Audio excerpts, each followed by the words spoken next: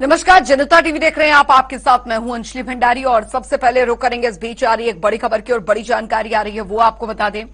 तो बड़ी खबर, बड़ी जानकारी। इस बीच मंत्री के पति को जान से मारने की धमकी, ये इस वक्त की बड़ी खबर। अवैध खनन के खिलाफ की थी शिकायत, जिसके बाद ये धमकी जो है वो मिली है। शिकायत के बाद फोन पर यह धमकी मिली है।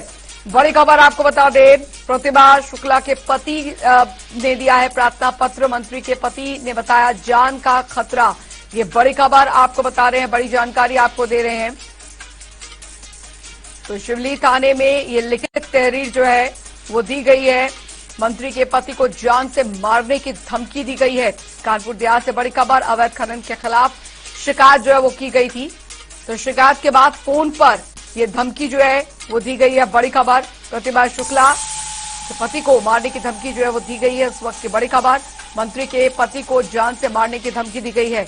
बड़ी खबर आ रही है, अवैध खनन के खिलाफ दरअसल शिकायत की गई थी, जिसके बाद ये मारने की धमकी मिली है। फोन पर अवैध खनन के खिलाफ की थी शिकायत। शिकायत के बाद फोन पर धमकी मिली। प्रतिभा शुक्ला के पति ने प्रार्थना पत्र दिया है। शिवली थाने में लिखित में ये तहरीर दी गई है। मंत्री के पति ने बताया जान का खतरा, तो पूरे परिवार को जान से मारने की धमकी जो है वो यहां पर दी गई है। कानपुर देहात से इस वक्त की बड़ी खबर आपको बता दें, प्रतिभा शुक्ला के पति ने प्रार्थना पत्र दिया है।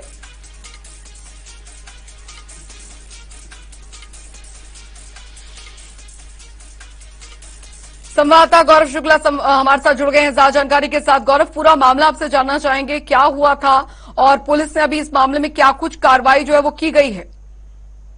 देखिए अंजलि, आपको बता दूं कि कानपुर देहात जो है वो लगातार इस समय अवैध मिट्टी खनन का हब बनता जा रहा है और कई क्षेत्रों में लगातार दिन हो या रात हो लगातार मिट्टी का खनन चलता है। और इसकी शिकायत जब जनप्रतिनिधियों के पास किसान को लेकर पहुंचता है तो उसकी जिम्मेदारी होती है कि उसका निस्तारण कराए, उन किसानों को न्याय दिलाए।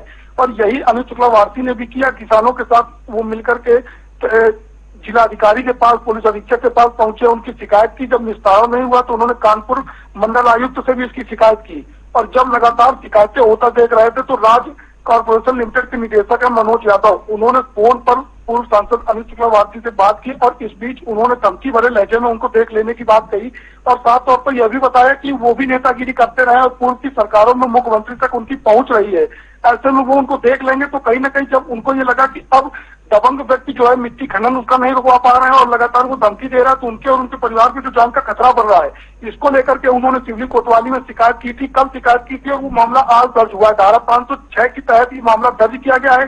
हालांकि सवाल ये खड़ा होता है कि पूर्व सांसद जो उत्तर प्रदेश सरकार की मंत्री है प्रतिभा शुक्ला, उनके पति हैं और ऐसी स्थिति में जब वो किसानों को न्याय नहीं दिला पा रहे हैं, जनता के बीच वोट लेते हैं और उनके मत का उनको अधिकार मिलता है और जब वो न्याय दिलाने में असफल हो रहा है तो कहीं ना कहीं सवाल ये भी खड़े होते हैं कि जिले का प्रशासन आखिर कर क्या रहा है, क्यों ऐसी लापरवाही कर रहा है कि जब उनकी शिकायतों का निस्तारण नहीं कर रहा है। जी गौरव, लेकिन ये अवैध खनन का खेल जो है वो काफी समय से चला आ रहा है और अब मंत्री के पति को ही और पूरे परिवार को जान से मारने तक की धमकी ये दे रहे हैं। अब सवाल ये बना हुआ है कि जिस प्रदेश में कानून व्यवस्था जो है वो सख्त करने की बात खुद मुख्यमंत्री योगी आदित्यनाथ कहते हैं, ऐसे प्रदेश में इस तरीके से जो माफिया है, लैंड माफिया है, वो किस तरीके से सक्रिय हो पा रहे हैं?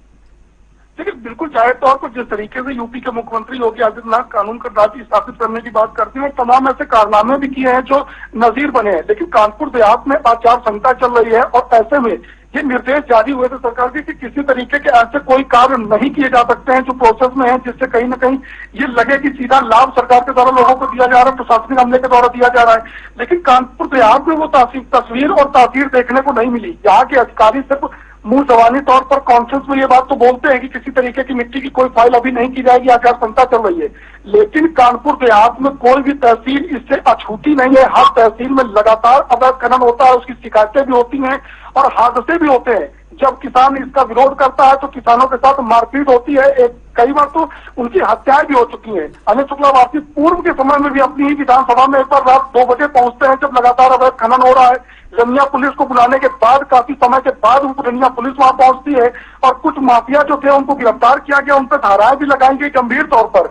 लेकिन उसका अगर कहा जाए कि असर जमीन पर दिखाई दे रहा है, वो बेखौफ इस कदर है कि वो संभलने का नाम नहीं ले रहे और जिले भर में घूम घूम करके अवैध मिट्टी का खनन कर रहे हैं। जी चलिए, बहुत बहुत शुक्रिया गौरव शुक्ला इस तमाम जानकारी के लिए।